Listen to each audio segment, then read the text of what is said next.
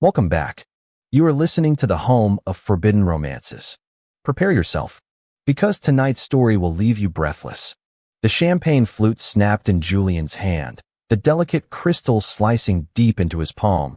But the stinging bite of the glass was nothing compared to the suffocating terror of seeing the man who just walked through the double doors. Blood welled up, hot and sticky, mixing with the spilled vintage Dom Perignon on the white linen tablecloth. Yet Julian couldn't look down. He couldn't breathe.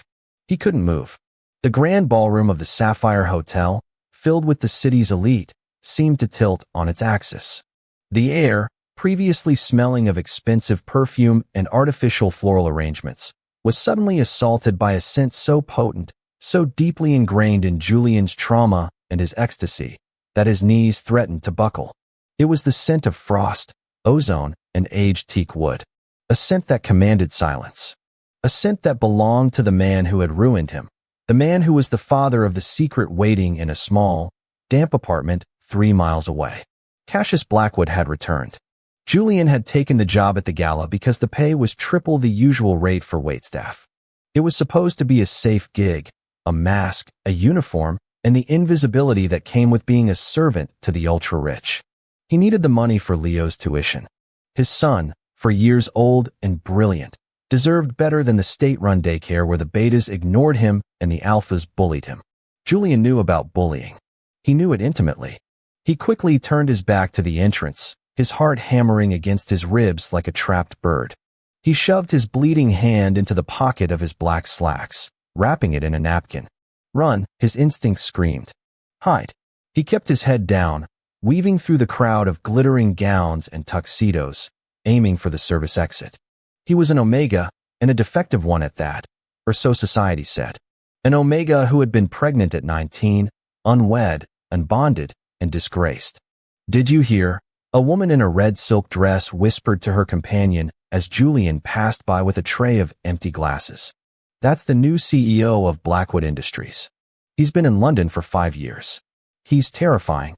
The companion giggled, though she shivered. They say he has no heart. A true cold alpha. Julian bit his lip so hard, he tasted iron. Cold. That wasn't the word. Cassius wasn't cold. He was a glacier. Beautiful, massive, and capable of crushing anything in his path without a second thought. Julian reached the heavy swing doors of the kitchen, pushing through them with his shoulder.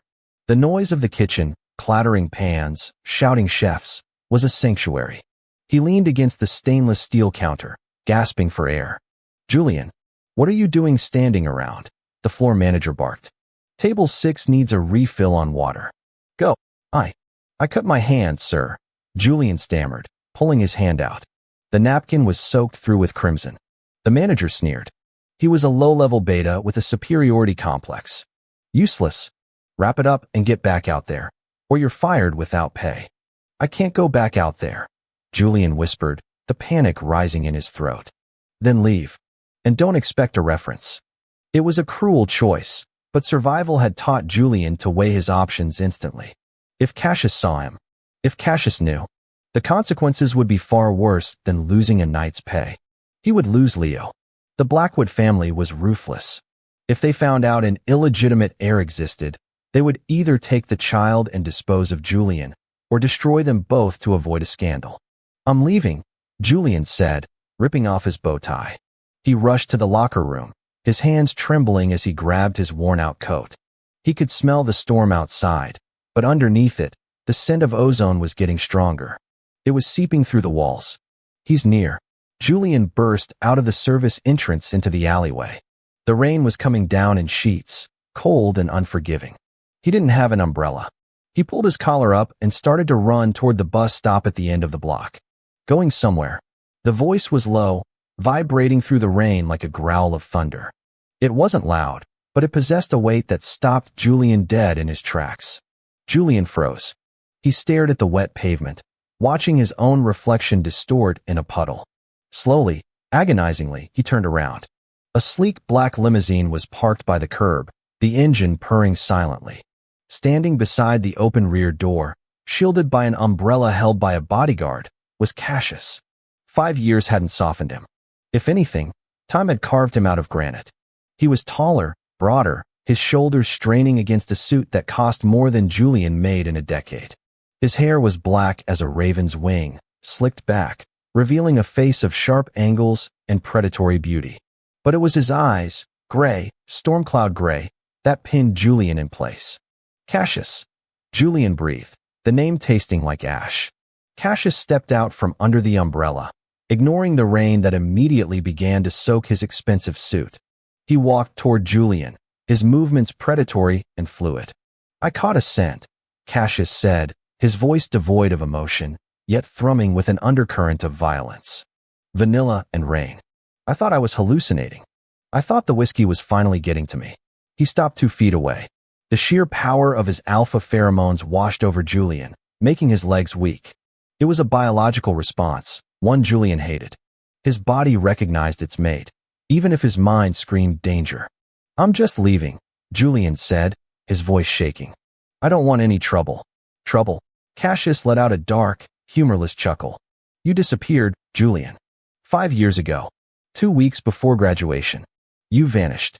I had to." "Why?" Cassius took another step. He was close enough now that Julian could see the raindrops clinging to his long lashes. "Because of the money? Did you spend it all?" Julian blinked, confusion warring with fear. "Money? What money?" Cassius's eyes narrowed. "Don't play innocent. My father told me everything.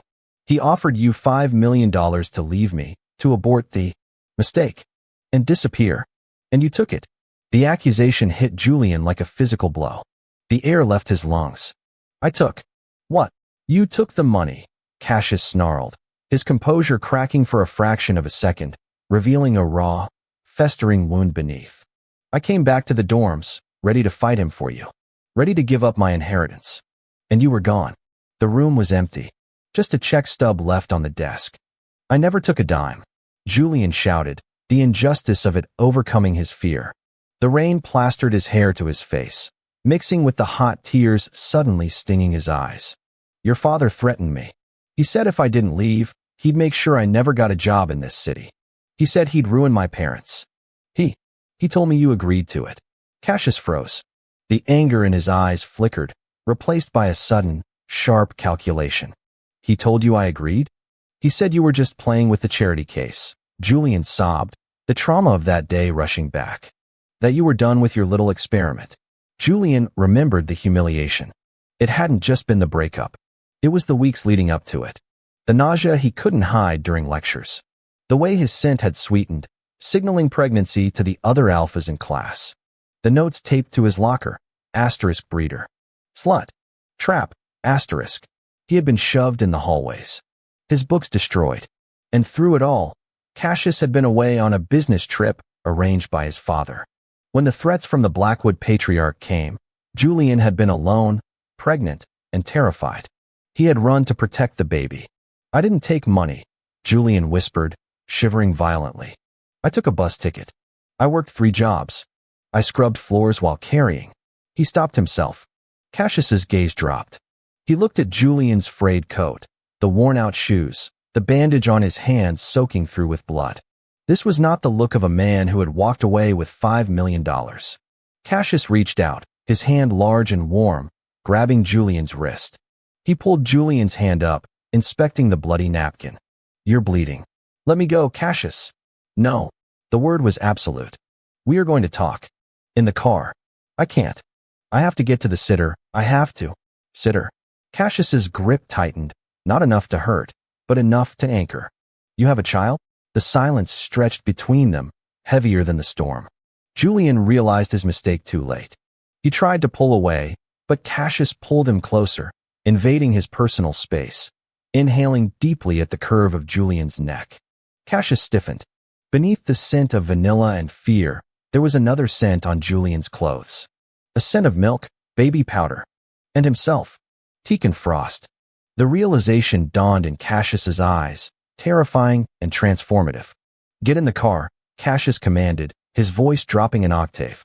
It wasn't a request.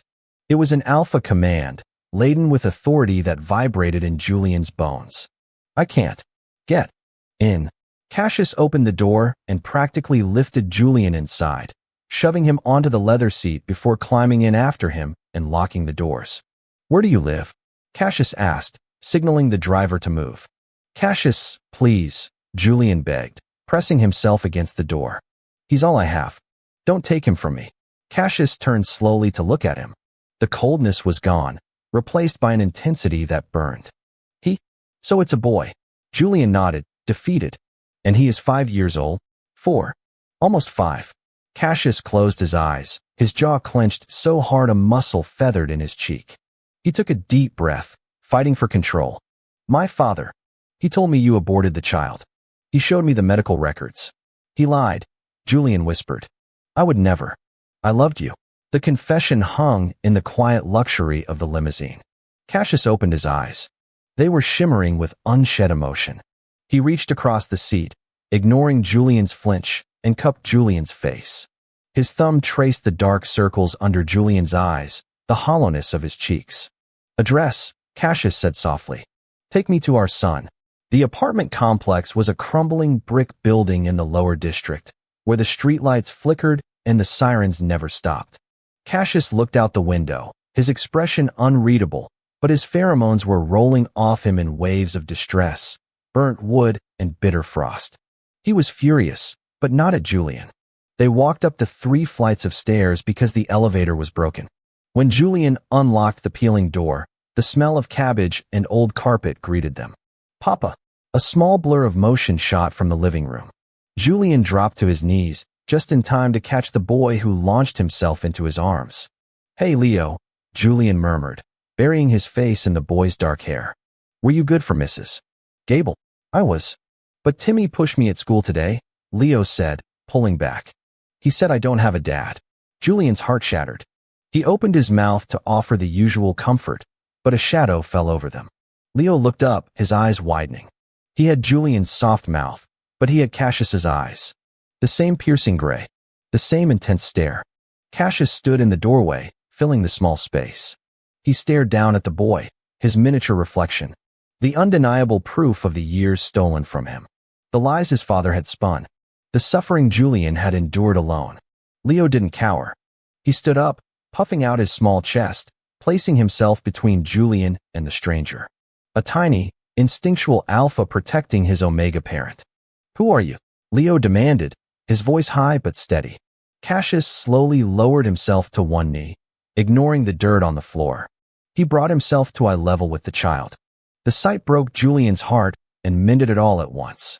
"I'm Cassius," he said, his voice trembling slightly. He looked at Julian, asking for permission with his eyes. Julian nodded, tears streaming down his face. Cassius looked back at Leo. "And I'm the one who is going to make sure no one ever pushes you again." Leo tilted his head. "Are you my dad?" Cassius reached out, his hand hovering near Leo's cheek, afraid to touch, afraid this was a dream. Leo leaned into the touch, a biological magnetism pulling them together. "Yes," Cassius rasped. "I am." The transition wasn't simple. You can't erase 5 years of trauma with a limousine ride, but you can start. Cassius didn't take them to the Blackwood estate immediately. He took them to his private penthouse in the city center. He spent the first night just watching them sleep, sitting in a chair by the bed, guarding the door as if the world were trying to break in. The next morning brought the reckoning. Julian woke up to the smell of real coffee and expensive breakfast. He walked into the kitchen wearing one of Cassius's silk shirts, which engulfed his slender frame. Leo was already at the table, eating pancakes shaped like bears, laughing as Cassius awkwardly tried to wipe syrup off the boy's chin.